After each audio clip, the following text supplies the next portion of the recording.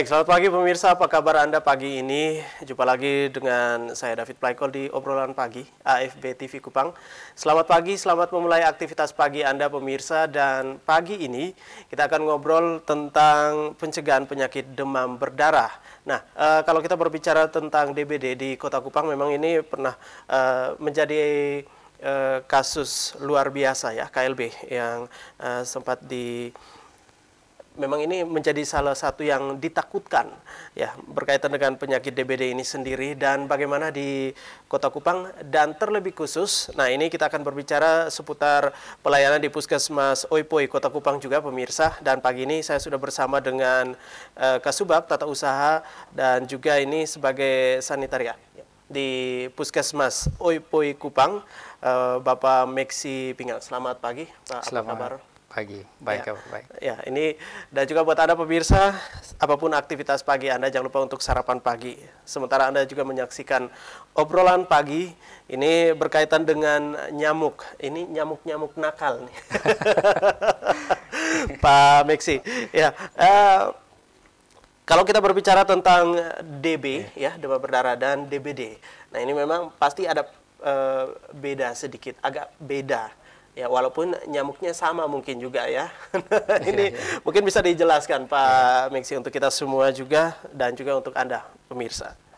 Iya, jadi sampai dengan saat ini kita masih secara luas memakai batasan tentang demam dengue atau DD tadi dengan demam berdarah dari WHO tahun 1997 kalau tidak salah. Nah, sebenarnya sudah ada batasan yang baru, tapi karena masih secara luas digunakan sehingga masyarakat perlu tahu apa itu demam dengue dan apa itu demam berdarah dengue, apa itu DBD. Nah, demam dengue sendiri gejalanya itu panas mendadak, bisa sampai 40 derajat Celcius, lalu disertai dengan gejala seperti mual, ya, muntah, ya, bisa juga sakit kepala, nyeri pada bola mata, nyeri pada otot, persendian. Ya, jadi kalau gejala ini ada, maka dicurigai itu demam dengue. Nah, kalau misalnya gejalanya berlanjut, itulah yang dinamakan demam berdarah dengue. Jadi di situ sudah ada perdarahan, jadi pembuluh darah yang pecah sehingga ditandai dengan pendarahan di bawah kulit. Dibuktikan dengan adanya tanda-tanda bintik-bintik merah di kulit, ya, merah keunguan warnanya. Dan juga bisa juga dengan mimisan, yaitu keluarnya darah dari hidung. Ya, bisa juga muntah yang disertai dengan darah, BAB yang disertai dengan darah. Jadi ini perbedaan prinsip antara demam dengue atau DD dengan demam berdarah dengue. Nah, sebenarnya gejalanya tidak hanya sampai di situ. Pasien yang menderita demam berdarah dengue, dia akan mengalami sakit perut yang ya cukup hebat, ya, karena berkaitan dengan perdarahan tadi. Ya, kemudian dia juga bisa merasa lemas, ya, dan pada tingkatan yang lebih parah ya tubuhnya, kulitnya terasa dingin dan lembab. Nah, ini demam berdarah dengue. Kalau ini tidak ditangani dengan baik, tidak ada tindakan medis yang cepat untuk mencegah terjadinya komplikasi, maka kemudian akan meningkat ke yang namanya sindrom shock dengue. Yang biasanya kita dengar DSS. Jadi yang pertama DD, demam dengue, lalu demam berdarah dengue atau DBD, dan yang paling parah itu DSS, ya, dengue shock syndrome. Nah, kenapa dinamakan dengue shock syndrome? Karena terjadi kebocoran plasma sehingga terjadi shock, tekanan darah menurun secara drastis, dan kemudian nadi juga menjadi cepat dan tidak teraba, ya, sulit teraba. Baik. Ya. Nah, Ini untuk kasus demam berdarah sendiri, untuk DBD ya. Nah, di Kota Kupang sendiri, untuk OIPOI sendiri, mungkin bisa digambarkan Pak Meksi. Ini karena Kota Kupang, KLB ya, kejadian luar biasa. Ini untuk pasien DBD sendiri di wilayah OIPOI ini seperti apa? Ya, jadi yang tadi tentang KLB, memang Bapak Wali Kota sudah menetapkan Kota Kupang KLB itu tanggal 23 Januari. Itu karena adanya peningkatan kasus dibandingkan dengan waktu-waktu sebelumnya. Kemudian ada juga dibandingkan dengan tahun 2018 periode yang sama itu hampir 2 kali lipat peningkatannya. Nah, untuk OIPOI sendiri kasusnya saat ini sekitar 50 kasus. Itu tersebar di 4 kelurahan, Kelurahan Liliba, Tuak Daun Merah, Oibufu, dan Kayu Putih. Ya.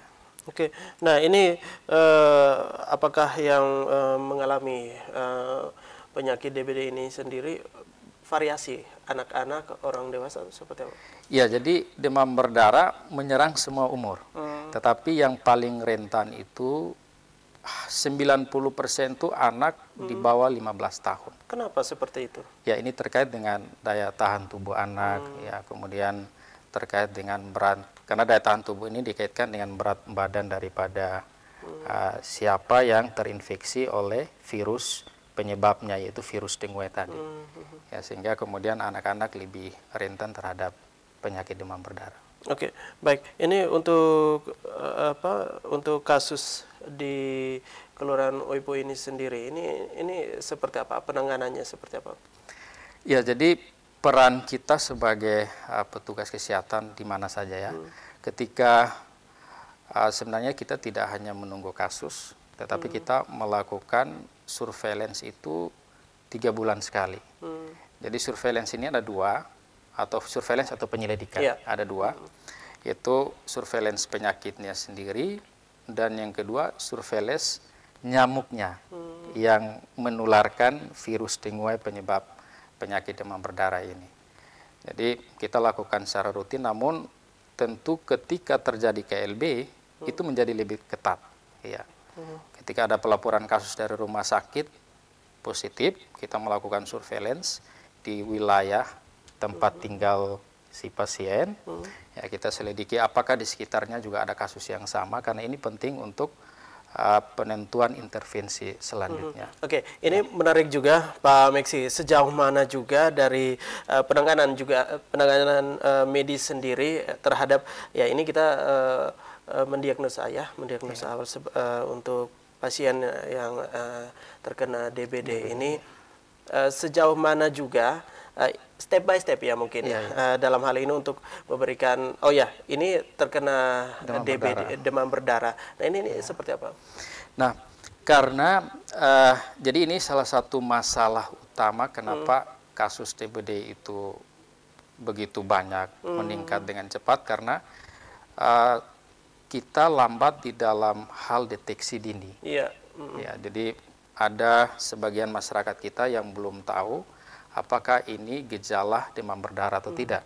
Oleh karena itu kami sarankan ketika terjadi gejala tadi, gejala awal tadi, ketika panas tinggi hingga 40 derajat Celcius, kemudian dikasih paracetamol panasnya tidak turun, ya sebaiknya segera dibawa ke fasilitas kesehatan terdekat, puskesmas terdekat, sehingga dilakukan pemeriksaan fisik dan bisa juga dilanjutkan dengan pemeriksaan laboratorium untuk memastikan apakah ini demam berdarah atau bukan.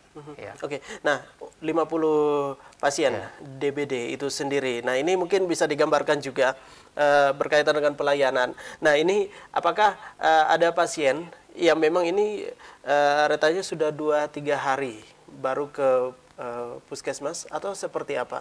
Ya ditunggu saja dulu.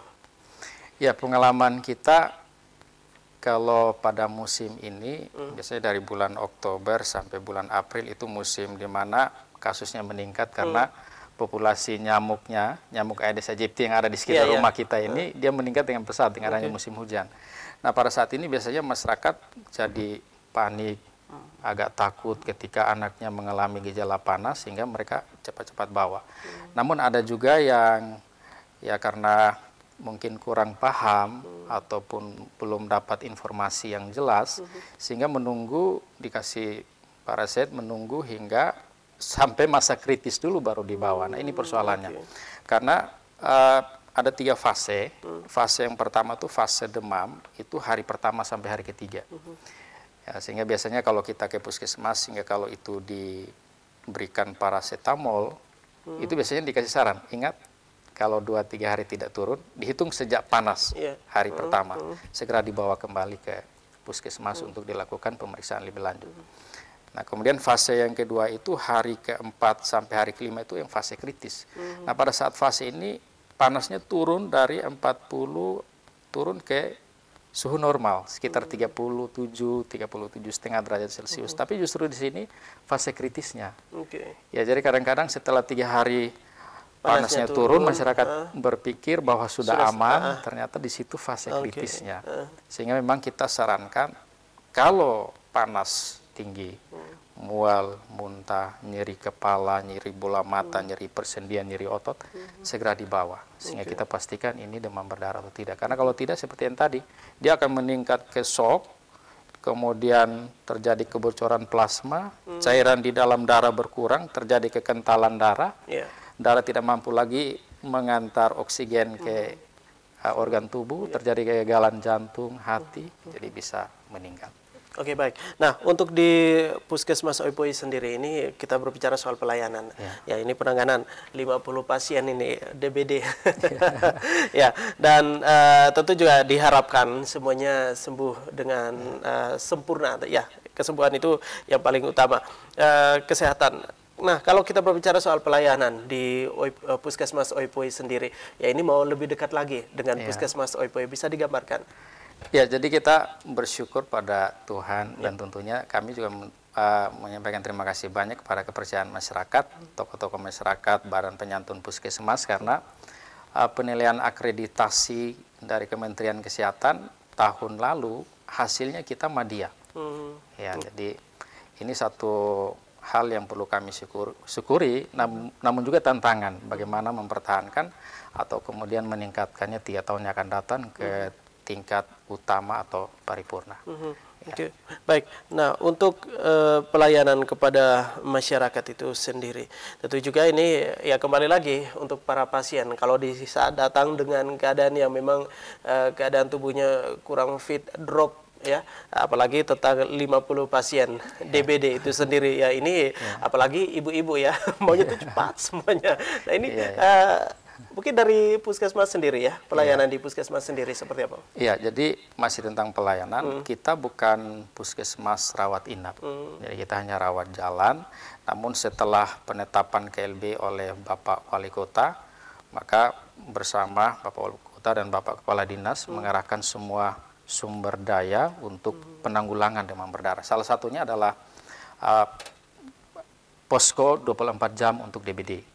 Jadi kita buka 24 jam, masyarakat kalau ada gejala yang seperti saya sampaikan tadi, silakan dibawa pasiennya ke puskesmas, dilakukan pemeriksaan fisik, pemeriksaan lab penunjang untuk memastikan. Nah, tentunya ketika orang panik, ya kita juga harus bisa hadapi dengan sikap yang baik, ya jangan sampai dia panik, emosi, dan terjadi hal-hal yang tidak kita inginkan. Oke, baik Pak Meksi, ini berkaitan juga tentang bagaimana juga artinya memudahkan juga para medis ya untuk menangani para pasien, baik itu DBD dan juga yang lainnya. Kembali lagi soal pelayanan. Nah, ini tentang informasi juga. Baik info-info yang harus disampaikan juga kepada pasien itu sendiri. Nah, ini mungkin juga supaya lebih cepat, lebih baik lagi, sehingga dari kalau orang bilang mulut geram itu lebih cepat ketimbang WhatsApp ataupun Facebook. Nah, ini seperti apa? Ya, kita perlu tegaskan dulu, demam berdarah ini penyakit menular yang sangat berbahaya karena dapat menyebabkan kematian. Nah, selain itu sampai saat ini belum ada obatnya. Jadi perlakuan yang diberikan kepada pasien di puskesmas atau rumah sakit itu adalah tindakan medis untuk mencegah jangan sampai terjadi komplikasi. Karena kalau terjadi komplikasi itu yang bisa mengarah kepada kematian. Kemudian selain belum ada obat, vaksinnya juga ya kalau mau dibilang sebenarnya belum ada. Memang tahun 2015 setelah 20 tahun penelitian, WHO telah menyetujui vaksin demam berdarah dengue, namanya Dengvaxia. Tapi kemudian dalam perjalanannya baru beberapa negara yang mengizinkan ini.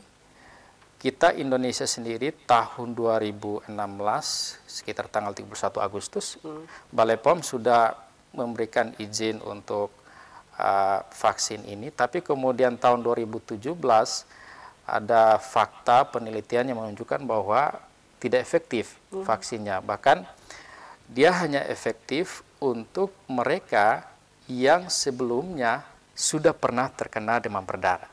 Tapi tidak efektif untuk mereka yang sebelumnya belum pernah terinfeksi dengan virus demam berdarah. Itu persoalan, jadi sangat serius. Baik, nah ini kembali juga tentang bagaimana penanganan. Tadi sudah sempat disinggung tentang penanganan. Dalam hal ini juga, ini lebih baik tadi saya hitung ada beberapa kali disebut paracetamol. Iya, paracetamol. Bukan para-para ya. Nah ini untuk obat itu sendiri, ini stok di puskesmas. Ini seperti apa? Iya, jadi paracetamol ini kan dijual juga secara bebas di apotek. Ya. Jadi itu diperuntukkan ketika panas ya atau sakit kepala itu bisa dipakai. Tapi kami perlu ingatkan bahwa ketika sudah ada gejala demam berdarah, jangan sampai diberikan obat yang mengandung aspirin atau ibuprofen. Karena itu bisa memicu terjadinya perdarahan ya bagi pasiennya. Jadi itu paracetamol itu berfungsi menurunkan panas dan membantu menghilangkan nyeri tadi, nyeri kepala, nyeri otot. Oke, baik. Jadi ini informasi yang menarik juga berkaitan dengan bagaimana penanganan terhadap pasien DBD ya. Jadi ada obat yang memang kalau memang itu pasiennya sudah terlalu parah, tidak ya ada beberapa obat yang memang tidak diperkenankan jenis obat. Oke, baik Pak Miksi, ini menarik juga bagaimana tentang kembali lagi soal penanganan pasien DBD itu sendiri, 50 pasien. Nah, ini angka ini apakah di kelurahan di Oipoi ya, di bawah naungan Puskesmas Oipoi itu sendiri ada tidak yang sampai ini artinya meninggal? Ya, kita bersyukur karena dari jumlah pasien tadi tidak ada yang meninggal. Jadi mereka ini bukan dirawat inap di puskesmas, tapi di rumah sakit-rumah sakit. Hanya domisili mereka adalah di wilayah kelurahan Puskesmas Oipoi, 4 kelurahan tadi. Sehingga kita menerima laporannya dari rumah sakit-rumah sakit. Ada juga yang datang ke puskesmas dengan tadi pemeriksaan fisik untuk melihat bintik merah, pemeriksaan lab, pemeriksaan darah untuk melihat kadar trombosit, ya leukosit, sel darah putih, ya untuk menentukan apakah dia demam berdarah atau tidak. Jadi kita penanganannya tidak semua yang 50 ini, ada yang di rumah sakit. Baik Pak Max, ini juga tentang gaya hidup. Ya, ini kembali lagi gaya hidup zaman zaman now. Dan juga untuk Anda, nah ini silakan untuk Anda menikmati sarapan pagi, tapi obrolan kita lanjutkan ini.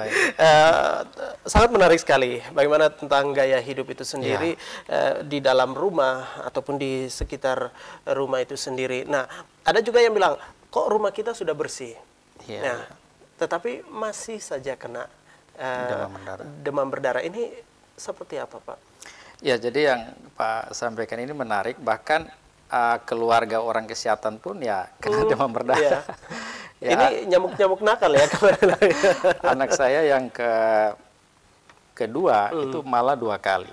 Jadi kebetulan saya ingat, jadi virus demam berdarah ini ada 4 tipe. Jadi kita kemungkinan bisa terkena 4 kali. selama kita hidup. Karena ketika kita kena virus tipe yang pertama, kita kebal untuk hanya virus tipe yang pertama. Ya, kembali lagi ke kekebalan tubuh. Ya, tapi tidak untuk virus kedua, ketiga, dan keempat. Jadi kemungkinan kita bisa terkena 4 kali. Nah, terkait dengan gaya hidup tadi, ini penting sekali. Kenapa? Tadi saya sudah sampaikan, belum ada obatnya, vaksinnya juga masih diperdebatkan. Pemerintah belum memprogramkan itu dalam program imunisasi karena perdebatan tadi. Nah, sehingga gaya hidup ini penting. Gaya hidup ini terkait perilaku merupakan hal yang utama yang masyarakat harus tahu. Perilaku seperti apa yang bisa menguntungkan nyamuk demam berdarah untuk berkembang biak di rumah kita. Itu yang harus diketahui oleh masyarakat. Jadi jangan mungkin contoh kecilnya berkaitan yang sudah umum juga. Ini berkaitan dengan bagaimana untuk tempat-tempat penampungan air juga dibersihkan ya, bak mandi dan lain sebagainya, dan juga menutup tempat-tempat yang dapat menampung air hujan. Dan juga satu, ini mungkin soal pakaian ya.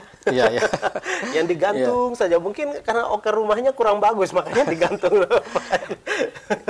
Jadi ini bagus ini, akhirnya Pak sudah tahu informasi-informasi itu sangat baik. Kita harapkan masyarakat juga tahu. Jadi pencegahan demam berdarah itu ada 2 hal utama. Pertama, kita berantas nyamuknya. Kemudian yang kedua, kita lindungi diri kita jangan sampai kontak dengan nyamuknya, yaitu nyamuk Aedes aegypti yang ciri-cirinya belang-belang putih hitam di rumah kita, di sekitar rumah kita. Nah, yang pertama tadi tentang memberantas nyamuknya itu Pak sudah sempat sebutkan. Yang paling efektif itu dulu, bahkan sampai sekarang ya, kita taunya 3M. Karena sarang nyamuk ini, nyamuk suka bertelur di wadah yang bersih, seperti bak, drum, kemudian ember, kemudian barang-barang yang tidak kita gunakan, botol, kaleng, dan lain-lain yang bisa menampung air. Sehingga disarankan yang pertama kita tutup penampungan yang bisa kita tutup. Sehingga nyamuk tidak bisa bertelur di situ. Yang kedua, kita bersihkan atau kita kuras seminggu sekali. Kenapa seminggu sekali? Karena nyamuk siklusnya dari telur sampai nyamuk dewasa itu sekitar 9 hari. Makanya disarankan 1 minggu 1 kali masyarakat kuras. Jadi itu memutus memutus rantainya. Dan yang terakhir, mengatur. Jadi mengatur barang-barang bekas itu bisa dengan dikubur kalau lahan kita cukup.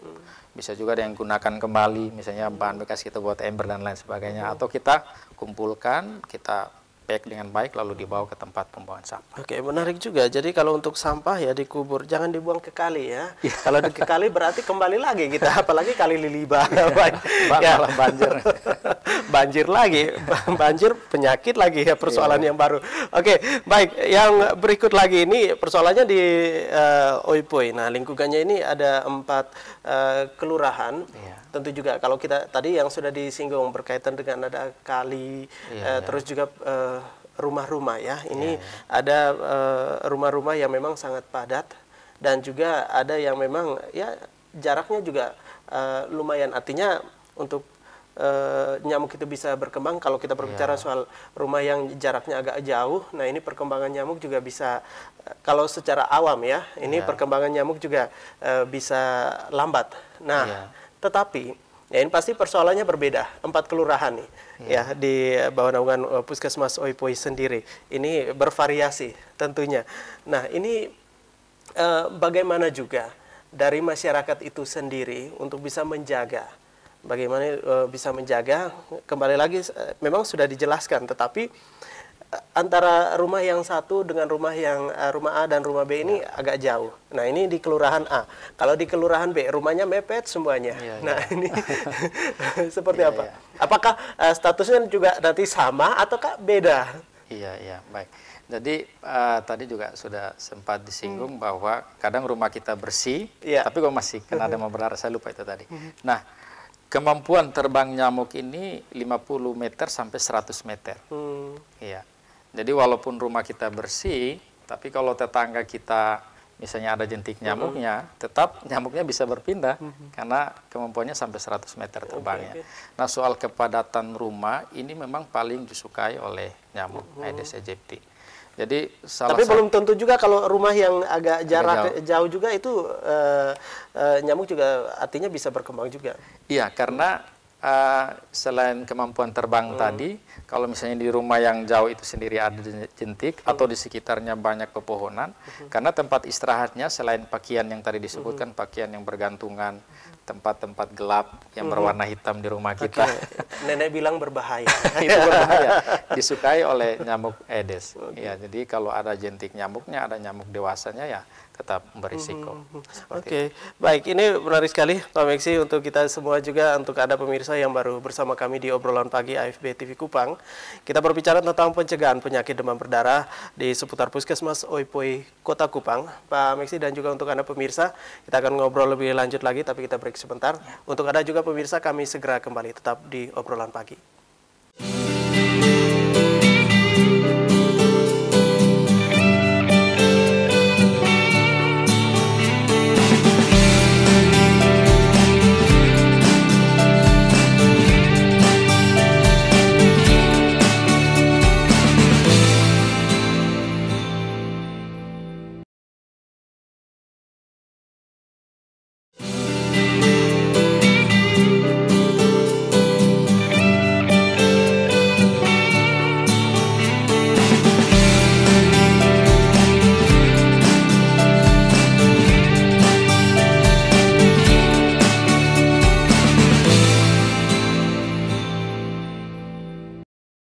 Baik, kita masih ngobrol tentang pencegahan penyakit demam berdarah di pelayanan ya di Puskesmas Oipoi Kota Kupang sendiri bersama dengan Pak Meksi Pingak. Dan ini kalau setiap harinya tentu juga data-data yang diperoleh ya, tentu juga ini berkaitan dengan penyakit demam berdarah itu sendiri musim penghujan ini. Nah, apakah ini untuk angka 50 ini sementara ya 50, dan kita harapkan juga 50 saja, jangan lebih lagi. Kalau lebih berarti ini persoalannya lebih rumit lagi. Nah, tentu juga ada pencegahan. Ya, bagaimana juga dari Puskesmas sendiri untuk memberikan pencegahan, dan juga nanti ini mungkin bisa langsung dijawab juga berkaitan dengan kalau berkaitan dengan fogging ya. Nah, ini berkaitan dengan fogging juga. Bila mana fogging itu juga diperlukan. Oke. Nah, ini baik. Jadi tadi yang menutup, menguras, kemudian mengatur barang-barang bekas tadi itu cara yang paling efektif. Tapi selain itu kita bisa mencegah demam berdarah dengan kita melakukan pembunuhan terhadap vektornya atau nyamuknya, baik itu pembunuhan jentik atau mencegah jentiknya tidak menjadi nyamuk atau membunuh nyamuk dewasanya. Nah, untuk membasmi jentik ini selain menguras tadi, kita bisa menggunakan bahan kimia namanya abate. Ada juga altosid dan lain-lain, tapi paling sering digunakan di Indonesia adalah abate. Nah, abate ini kita berikan secara gratis kepada masyarakat, dan dosisnya 1 sendok makan rata itu untuk 100 liter air. Itu dosisnya. Ya, saya ulangi, 1 sendok makan rata untuk 100 liter air. Itu untuk membunuh jentik nyamuk. Sementara untuk membunuh nyamuk dewasanya sendiri, ya ada cara-cara alamiah tradisional. Kita biasa pakai reket nyamuk atau pakai minyak yang diolesi di alat rumah tangga lalu kita kebas nyamuk. Tapi ada cara yang tadi Pak David sampaikan, fogging. Nah, fogging ini bila mana? Tadi ini pertanyaan yang sangat baik, dan memang banyak masyarakat yang masih bertanya-tanya tentang fogging. Fogging ini hanya bisa dilakukan bila ada kasus demam berdarah positif di satu lokasi. Nah, ketika ada kasus demam berdarah itu dilaporkan kepada kami, maka akan dilakukan penyelidikan. Apabila di sekitar tempat itu sudah ada 3 orang yang mengalami gejala panas yang kita curigai sebagai demam dengue atau demam berdarah, itu kita kemudian melakukan fogging. Nah, kenapa harus ada kasus dulu? Karena fogging ini supaya kita tahu dengan jelas, yang pertama hanya membunuh nyamuk dewasanya. Yang kedua, bahan kimia dalam asap fogging ini sama ya, abate, dan bahan kimia dalam fogging ini adalah racun serangga. Tapi di dalam fogging itu bahan kimianya lebih berbahaya dibandingkan abate. Nah, ketika fogging dilakukan, maka bahan kimia ini bisa tertinggal di dalam lingkungan kita, baik di dalam rumah maupun di luar rumah. Memang ketika kita lakukan dengan tepat sesuai aturan, dosisnya juga pas, itu tidak berbahaya. Tetapi kan namanya manusia, ada errornya, kita juga punya anak-anak di rumah. Jadi misalnya terhirup secara berlebihan, atau mungkin tidak sadar dia pegang alat-alat yang ada bahan kimianya tadi, lalu tertelan, itu bisa mengalami gejala keracunan seperti mual, muntah, pusing, bahkan saya baca beberapa literatur bisa sampai kehilangan kesadaran dan kematian. Ya, khususnya malation ya. Kalau di Amerika Serikat sendiri dilarang, tidak boleh fogging di dalam rumah, khusus untuk malation.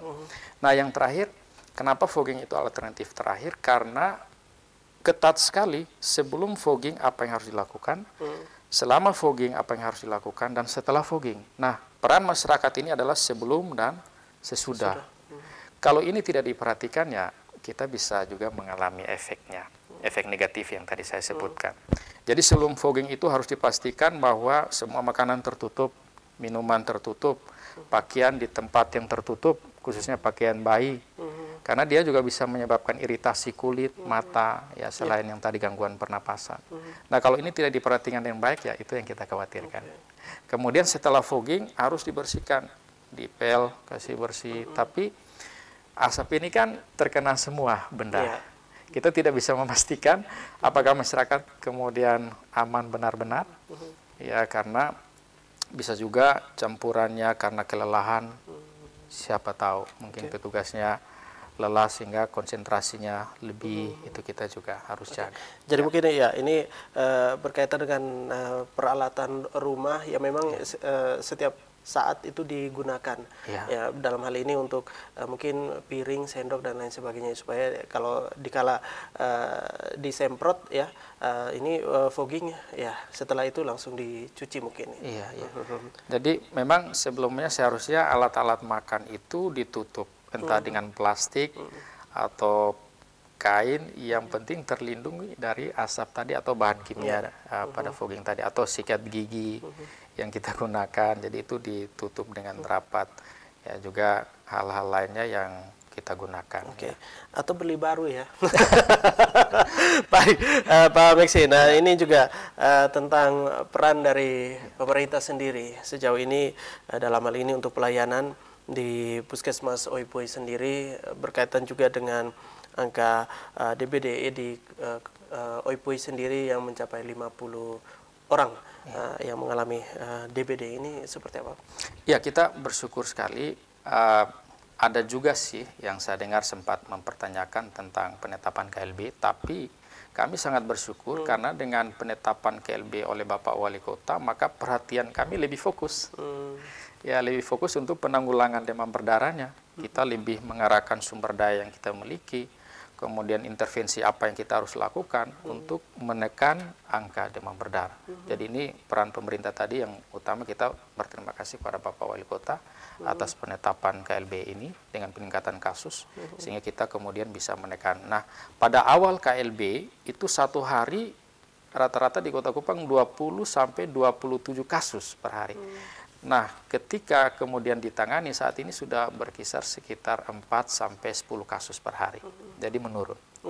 Baik, jadi ini lebih cepat lagi untuk penanganannya, dibarengi juga dengan posko-posko yang penanganan DBD di puskesmas dan juga puskesmas pembantu. Baik, Pak Meksi, dan juga tentu ini ada satu yang memang ada cukup hangat juga kalau untuk kita ngobrol berkaitan dengan, kembali lagi soal alat fogging ya. Nah, ini untuk masing-masing kelurahan mungkin ini bagaimana mempermudah juga nih teman-teman di puskesmas. Jadi memang kita masih ada keterbatasan alat fogging. Jadi untuk saat ini fogging itu ditangani langsung oleh teman-teman dari Dinas Kesehatan Kota Kupang. Ya, jadi teman-teman di sana yang langsung melakukan penanganan fogging. Namun Bapak Kepala Dinas sudah memberikan perintah kepada semua puskesmas yang belum ada alat fogging untuk dianggarkan. Ya. melalui dana JKN untuk pembeliannya di tahun yang akan datang. Sehingga kemudian setiap puskesmas sebenarnya idealnya ya harus ada, dan bukan satu puskesmas ya 2-3 itu lebih baik. Ya, untuk masing-masing kelurahan mungkin ya 1. Ya, harapannya seperti itu. Baik, nah ini tentu juga di saat melayani kepada masyarakat terhadap pasien, tentu juga ini peran dari pemerintah lingkungan ya, dalam hal ini RT RW itu juga sangat dibutuhkan sekali. Nah, sejauh ini untuk Puskesmas Oipoi sendiri, kolaborasi tentunya dari Puskesmas dengan pemerintah yang lebih dekat dengan masyarakat di lingkungan ini seperti apa? Ini kayaknya Pak David tahu banyak ini tentang pencegahan demam berdarah ya. Jadi kolaborasi ini yang paling utama. Jadi peran pemerintah, kemudian lintas sektor dan masyarakat khususnya RT RW sangat penting dalam pencegahan demam berdarah. Kenapa yang tadi? Contoh sederhana, kalau rumah kita bersih dari jentik, tapi rumah yang lain tidak, maka sama saja. Karena dia mampu terbang 100 meter, sehingga dibutuhkan upaya kolektif. Sehingga peran RT RW sangat penting untuk menggerakkan masyarakat, kerja bakti, apalagi sekarang Bapak Gubernur kita, Bapak Victor, Bapak Wali Kota juga sangat mendukung kerja bakti setiap Jumat. Jadi kita bisa gunakan momen itu untuk memberantas sarang nyamuk. Jadi sangat dibutuhkan peran RT RW. Sosialisasi ya. Nah, ya ini lebih ke sosialisasi supaya menghindari hal-hal yang tidak diinginkan seperti contoh kecil DBD. Baik, Pak Meksi, kembali lagi soal Puskesmas Oipoi itu sendiri. Nah, ini sejauh ini kalau boleh ya bisa digambarkan juga tentang pelayanan di Puskesmas Oipoi ini sendiri di 2018-2019 ini tentang penyakit demam berdarah itu sendiri.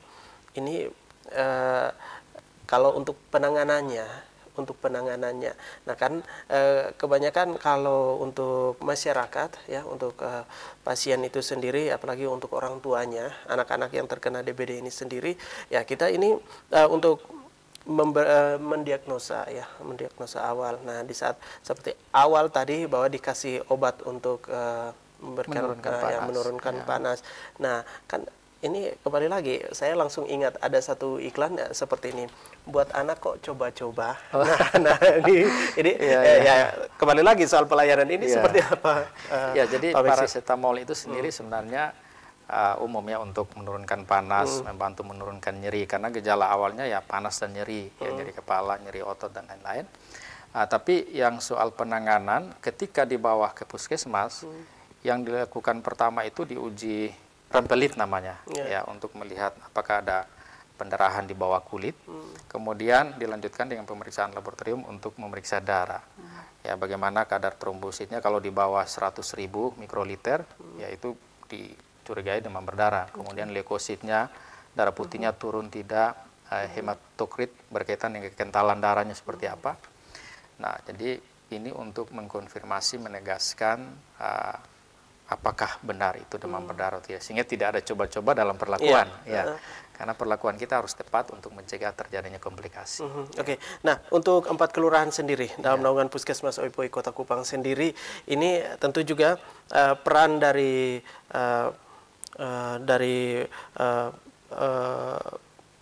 dokter ya, perawat itu sangat berperan aktif sekali untuk 4 kelurahan di bawah naungan Puskesmas Oipoi itu sendiri. Nah, untuk di seputaran Liliba, TDM. Nah, ini kalau kita berbicara soal lingkungan, ya ini kalau pengalaman juga di seputaran TDM, kalau hujan kalau hujan di Sikupang, tapi kalau hujan sedikit saja, aduh itu airnya tergenang. Nah, itu juga bisa berakibat juga. Nah, ini soal lingkungan, Pak Meksi, ini seperti apa?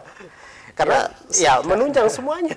Ya, betul sekali ini. Jadi saya ikut musrembang beberapa waktu lalu di TDM, dan itu yang dikeluhkan oleh masyarakat. Kalau hujan maka air tergenang sepanjang jalan, bahkan di rumah-rumah warga.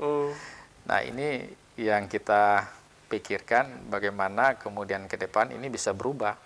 Ya, karena genangan air khususnya kalau tidak langsung berhubungan dengan tanah, itu menjadi tempat yang disukai oleh nyamuk Aedes aegypti. Nah, ini itu kebetulan Berarti itu nyamuk jalan. ini pilih-pilih juga ya. Nah, waktu itu sempat dibicarakan bahwa oh itu domainnya provinsi kan, itu jalan negara atau bagaimana, saya kurang paham itu. Tapi intinya bahwa persoalan drainase ini merupakan salah satu persoalan yang harus diselesaikan. Kalau tidak ya masyarakat juga mengalami kesulitan ya pada saat musim hujan. Oke, nah dan di saat melayani pasien juga tentu juga ini didukung dengan SDM di Puskesmas Oipoi sendiri. Gambarkan sedikit, Pak. Iya, kita di Oipoi untuk SDM ya kita bersyukur karena memadai. Jadi sudah melewati standar minimal yang ditetapkan oleh Peraturan Menteri Kesehatan nomor 75 tahun 2014 kalau saya tidak salah. Itu sudah memadai. Ya, saya kasih contoh saja, kalau di situ standar untuk pustu minimal 1 bidan 1 perawat untuk pustu ya. Nah, kita sudah lebih dari itu. Kita ada yang 1 perawat 2 bidan, ada yang 1 perawat 3 bidan. Nah, di puskesmas sendiri juga dokternya, keberadaan dokter umum sudah melewati standar minimal. Ya, kita saat ini punya 4 dokter umum, 1 dokter gigi, ya kemudian ada 4 tenaga S2 ya untuk puskesmas Oipoi.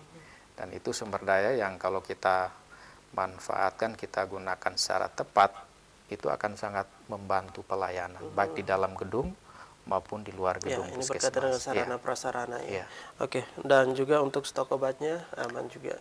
Iya, kita selalu didukung oleh Bapak Kepala Dinas Kesehatan Kota sehingga tidak bermasalah. Oke, baik. Dan yang berikut lagi ini untuk bagaimana kita juga bisa melayani kepada pasien lebih baik lagi.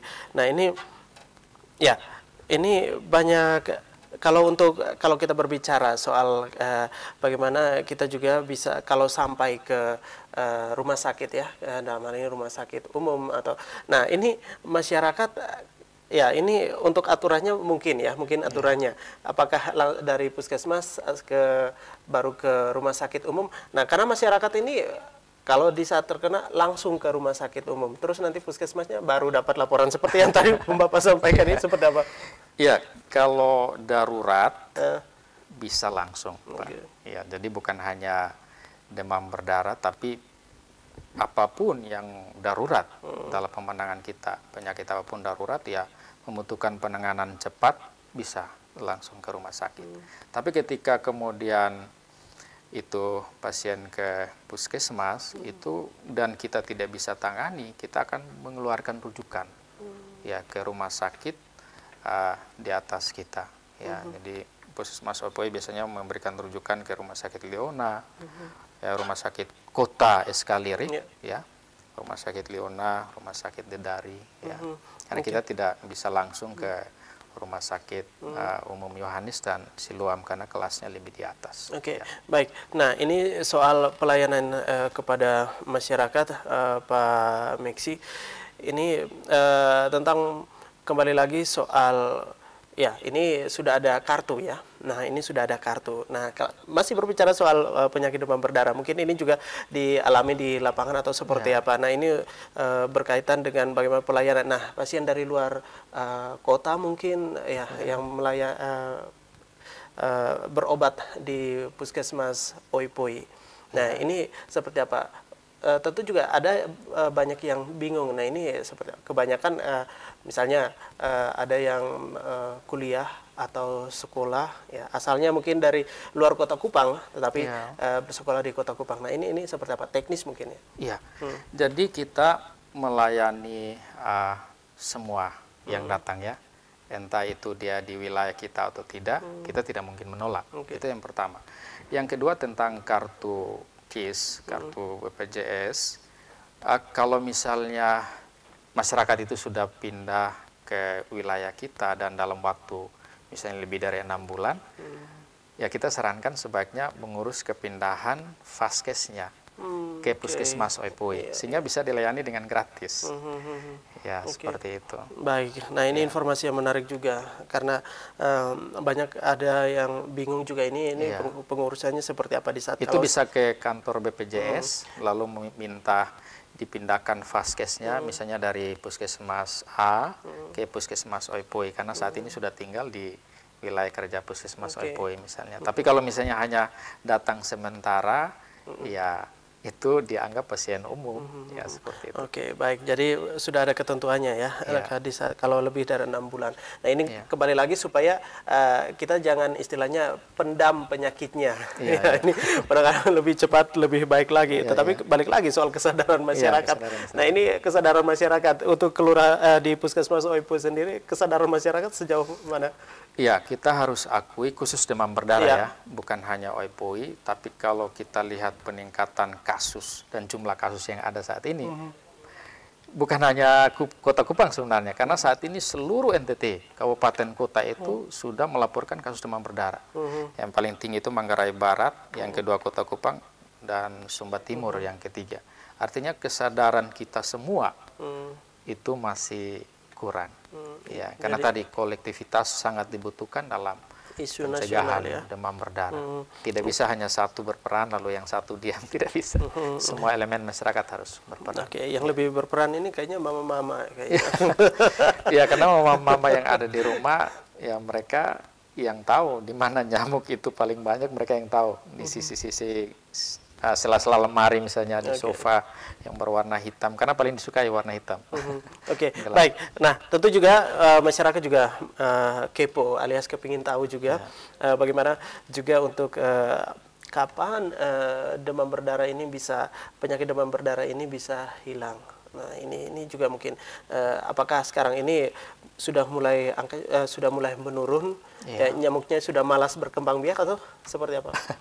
Ya, jadi di kita bulan-bulan seperti ini mungkin masih di dalam musim hujan. Jadi walaupun trennya sedang menurun, kita harus tetap waspada. Jadi tetap lakukan pemberantasan jentik tadi, sarang nyamuk tadi. Ya, jadi ada salah satu daerah di Indonesia yang berhasil melakukan program Kementerian Kesehatan, satu rumah, satu jumantik. Satu rumah, satu pemantau jentik. Kalau misalnya satu rumah itu kami 4, misalnya kami 6 orang di rumah, ya salah satu dipilih menjadi pemantau jentik. Jangan sampai ada di rumah. Dan yang berhasil itu Tangerang Selatan, kota Tangerang Selatan kalau saya tidak salah. Nah, kalau kita bisa lakukan seperti ini ya baik sekali untuk pencegahan demam berdarah. Baik, dan untuk mungkin ini juga sangat menarik juga untuk di Kota Kupang. Kalau seperti itu, Jumantik.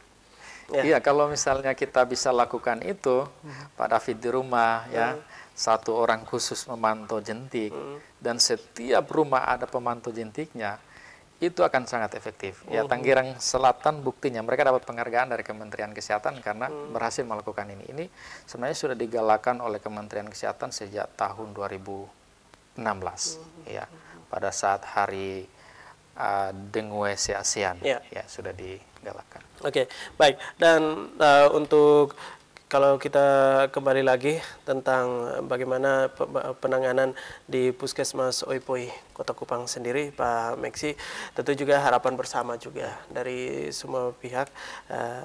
Ya, kalau bisa di Kota Kupang, Puskesmas Oipoi ini menjadi salah satu contoh juga, puskesmas contoh untuk bagaimana juga di kelurahan-kelurahan lain ya, puskesmas lain ya. Ini mungkin ada sesuatu keinginan juga mungkin ya.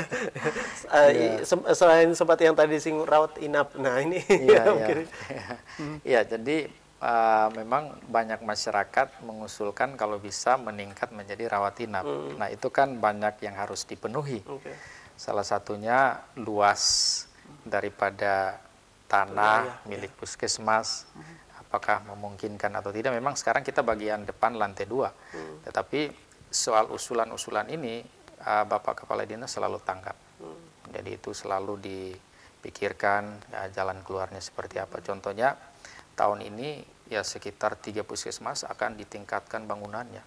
Itu karena usulan dari masyarakat, tanggapan dari Bapak Kepala Dinas Kota Kupang, Bapak Dr. Ari begitu cepat sehingga dianggarkan, dan tahun ini ada peningkatan bangunan 3 puskesmas menjadi lantai 2. Salah satunya? Puskesmas Oipoi sudah. Naeoni dan ada 3 puskesmas, salah satunya Naioni. Oke, Ya. baik. Nah ini supaya lebih cepat lagi juga untuk dalam hal Ya. ini penanganan kepada pasien itu sendiri. Baik, dan yang berikut juga ini tentunya dengan didukung dengan program-program pemerintah. Artinya selalu mendukung juga dalam bidang kesehatan untuk di Puskesmas Oipoi sendiri di tahun 2019. Ya, jadi untuk 2019 ya ini sedikit di luar ya, demam berdarah. Jadi kita karena sudah terakreditasi Madya, sehingga kita akan melakukan yang namanya persiapan penguatan pasca akreditasi. Ya, sehingga jangan sampai kemudian kita drop lagi, semangat kita drop, kemudian kerja kita menurun lagi, tapi bagaimana kita pertahankan dan tingkatkan. Itu tahun ini.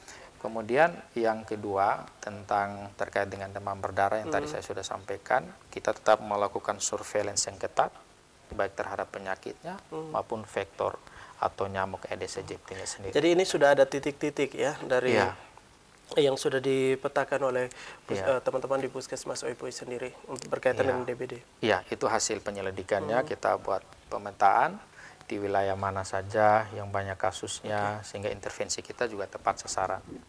Baik, dan yang terakhir ini dari obrolan pagi kita, Pak Mengsi, tentang bagaimana kita untuk mencegah penyakit demam berdarah sendiri di puskesmas juga, di puskesmas, teman-teman di Puskesmas Oipoi sendiri. Tentu juga ini harapan tentunya kepada masyarakat dari oleh dan untuk kita semua. Iya.